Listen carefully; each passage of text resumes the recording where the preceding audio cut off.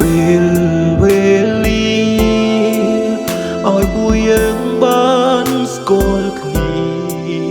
ក្នុងគ្រាមួយដែលសែនសំបាយចិនតែយូរប៉ុន្មានក៏លៀនអូនក៏ប្រែចិនអូមើលអូនចេញពីទីនេះទៅហើយលួយក៏ចេញទៅទាំងបែបនេះហើយលួយទុំឲ្យខ្ញុំចាំនាងនៅទីនេះតើដឹងទេខ្ញុំនឹងនាងរាល់ថ្ងៃហើយលួយក៏ចាចេញរលាពីមួយម៉ាត់មកចង់នាយចង់សួរទៅថ្លៃតើធ្លាប់ស្រឡាញ់បងថ្លឹងទេ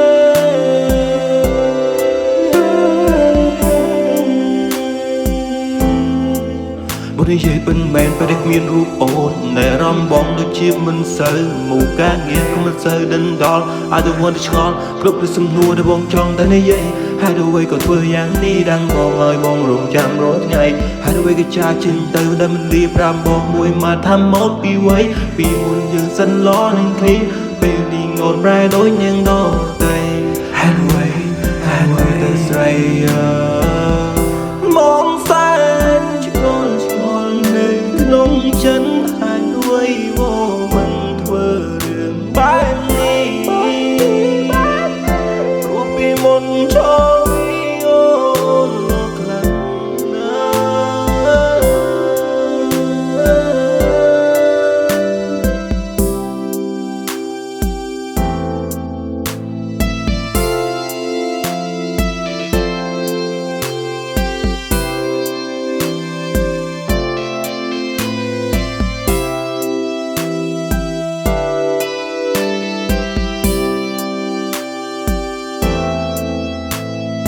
ពេលវេលាឲ្យពួកយើងបានស្គាល់គ្នាក្នុងគ្រាមួយដែលសែនសំបាយចិនតែយូរប៉ុន្មាន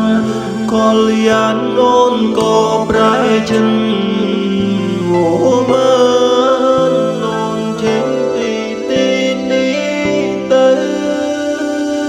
ហើយលួយក៏ចេញទៅទាំងបែបនេះហើយលួយទុំឲ្យខ្ញុំចាំនាងនៅទីនេះតើដឹង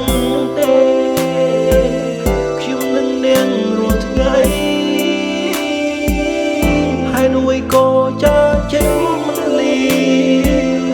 ពីមួយម៉ាត់មកចង់នាយចង់សួរទៅថ្លៃ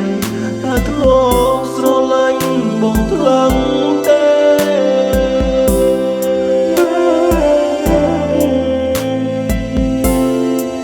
បុរីយាយមិនមែនពេលគ្មានរូបអូនតែរំបងដូចជាមិនសូវមកការងារក៏មិនសូវដិនដល់I don't want to ឆ្ងល់គ្រប់ពីសំណួរដែលបងចង់តែនិយាយហើយអ្វីក៏ធ្វើយ៉ាងនេះដឹងបងឲ្យបងរងចាំរាល់ថ្ងៃហើយអ្វីក៏ចាចេញទៅដែលមិនលីប្រាំបងមួយមកថាមកពីវ័យពីមុនយើងសិនឡនឹងគ្នាពេលនេះងត់ប្រែដូចនាងដតែហើយអ្វីទៅស្រីមកសែនឆ្ងល់នៅក្នុងចិត្តហើយលួយមិនធ្វើរឿងបែបនេះព្រោះពីមុនចូល